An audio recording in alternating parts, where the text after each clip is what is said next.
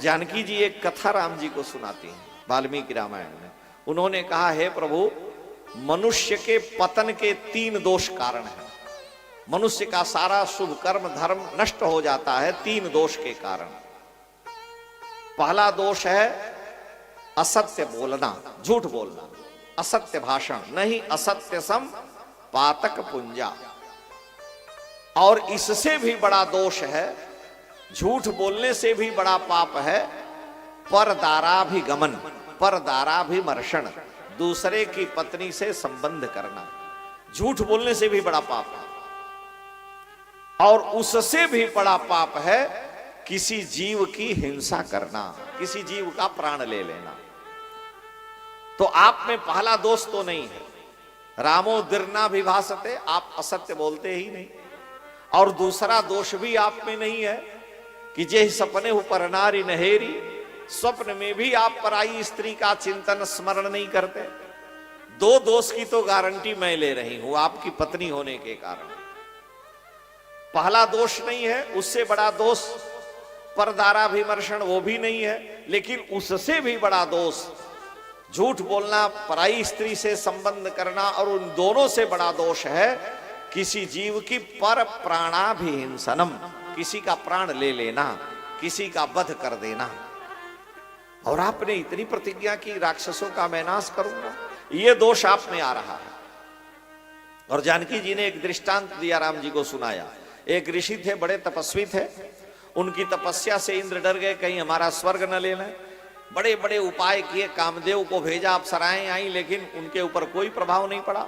अंत में इंद्र ब्राह्मण का रूप धारण करके तीर्थयात्री बन करके उस महात्मा की कुटिया में जंगल में आए, प्रणाम किया, कहा, महाराज हम तीर्थयात्रा में जा रहे हैं, मेरी ये तलवार है धरोहर, आप रख लीजिए। धरोहर को संस्कृत में न्यास कहते हैं, आप रख लीजिए, हम तीर्थयात्रा करके आएंगे तो ले लेंगे। महात्मा ने रख लिया। नित्य अपना नियम व्रत करते, पूजन, जंगल में जाते। अब उनको ये स्मरण आने लगा, बार बार ध्यान की कुटिया में तो कोई ताला चाबी लगी नहीं है, और कहीं कोई धरोहर लेके भाग गया तो बड़ा भारी पाप होगा। किसी की धरोहर को, न्यास को हड़प लेना भी महापाप है। तो तलवार लेकर के जाने लगे कि कहीं खो न जाए, कोई उठा न ले जाए। तो पहले जाते थे तो मंत्र से कोई भालू बानर राक्षस आ जाए तो उनको मंत्र से भगा देते थे, उनके मंत्र में शक्ति। लेकिन अब मंत्र की जगह पर तलवारें दिखाने लगे। भालू को आवे, कोई जानवर आवे, पास में आवे, मार देते। वृक्ष काटने लगे, लकड़ी उसी से काटने लगे, और काटने की आदत बन गई तो जीवों की हिंसा करने लगे। और इतनी हिंसा करने लगे कि अंत में मर करके वो मुनि नरक चले गए। तो जानकी जी कह रही हैं कि हे प्रभु, एक तलवार रखने के कारण वो तपस्वी ऋषि इंद्र के छल में पड़ गए और उनकी सारी तपस्या नष्ट हो गई, वो नरक में गए। आपके पिता ने आपसे कहा था, तापस वेश विशेष उदासी, 14 वर्ष राम वनवासी। आप तपस्वी वेश उदासी 14 वर्ष के लिए वन में आएंगे, और आए हैं आप, तो धनुष बाण लेके आने की क्या जरूरत थी? महात्मा को राइफल बंदूक लेके चलने की क्या जरूरत है? महात्मा को गोली चला के किसी को मार देने, मरवा देने की क्या जरूरत है? और जब घर छोड़ के आए हो ईंटा पत्थर के लिए, तो ये तो उचित नहीं है। सर्वम त्यक्त्वा हरिम भजेत है, और उसके बाद आप साधु होकर के राइफल बंदूक लेके चल रहे हो। और राइफल बंदूक जब प्रधानमंत्री, पूर्व प्रधानमंत्री रहे को तो बचा ही नहीं सका, वहां कितनी सुरक्षा व्यवस्था थी। तो तुम्हारी सब राइफल बंदूक धरी रह जाएगी। जिस दिन आएगा बुलावा हरि का, छोड़ के सब कुछ जाना पड़ेगा, तो क्या फायदा है? इसलिए आप धनुष बाण लेकर के, शस्त्र लेकर के आए। इसी कारण से आपने प्रतिज्ञा की कि निश्चरहीन करो मैं। अगर आपके हाथ में शस्त्र नहीं होता तो आप प्रतिज्ञा नहीं करते, पत्थर ढेला मार के किसी को नहीं मार पाते। ये शस्त्र धारण करना ही तीसरा दोष, दूसरे को प्राण लेना, दूसरे का प्राण लेना, हिंसा का दोष आप में आ रहा है। जानकी जी ने राम जी से ये बात कही। राम जी सुन करके तुरंत भगवती सीता से कहे कि हे सीते, अप्यहम जीवितम जहियाम, मैं अपना प्राण दे सकता हूं।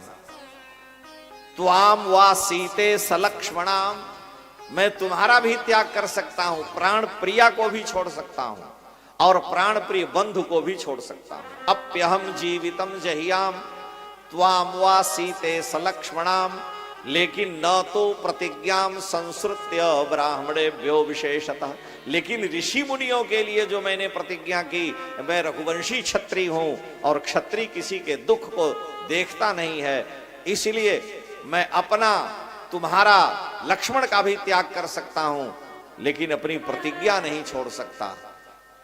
ये मेरा संकल्प है। हम क्षत्रिय कुल में रघुवंशी क्षत्रिय हैं, सूर्यवंशी हैं। जानकी जी, अभी हमने आपको सुनाया ना कि खूंटा जब गाड़ा जाता है थोड़ा मजबूत किया जाता है। राम जी से कहा कि भली भांत सोच लीजिए। राम जी ने कहा हमने सोच लिया मन ही मन कि भले ही मेरे प्राण जाएं, मेरा प्राण प्रिय बंधु जाए, प्राण प्रिया जाए, लेकिन मैं अपनी प्रतिज्ञा नहीं तोड़ सकता, न छोड़ सकता। जानकी जी ने निर्णय कर लिया और यही तो चाहती थी कि श्री राम प्रतिज्ञा करें और जो प्रतिज्ञा करें उसका पालन करें।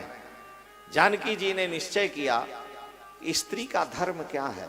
अगर आपके पति पर कोई दोष आया, कोई कहीं से आरोप दोष आ रहा है और आपको सुनने में आ गया कि मेरे पति किसी से बातें कर रहे थे, अब आप बेलन लेके खोपड़ी पे चढ़ बैठी, डंडा लेकर के कि आप काहे बातें कर रहे थे, ये दोष है। पति में आने वाले दोष को दूर करना स्त्री का धर्म है, क्योंकि स्त्री सहधर्मचरी है, सहधर्मचरी तव। यानी अगर पति के जीवन में उसमें कहीं दोष की कल्पना हो तो भी स्त्री को उसका मार्जन करना चाहिए। जानकी जी ने विचार किया कि मैंने कह तो बहुत कुछ दिया है और मेरे पति अगर बिना कारण के राक्षसों का वध करेंगे तो इनको दोष लगेगा, और दोष लगेगा तो जो मैं बताई हूं कि दूसरे का प्राण लेना बड़ा भारी पाप है, तो मेरे पति में वह पाप प्रवेश न करने पावे। इसके लिए अब मुझे आगे चलना पड़ेगा।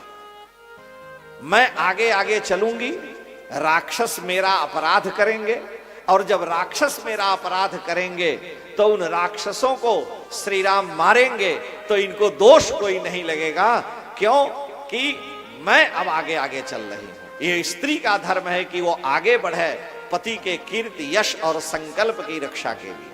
तो जानकी जी ने दृढ़ निश्चय किया कि अब हमें आगे चलना पड़ेगा। और आपने तीनों बात कही है कि प्राण प्रिया का भी त्याग कर सकता हूं, प्राण प्रिय बंधु का भी, अपना प्राण भी, और तीनों राम जी के जीवन में आए। अपने प्राण पर भी संकट आया, लक्ष्मण जी के प्राण पर भी, और प्रिया जानकी जी का भी परित्याग हुआ।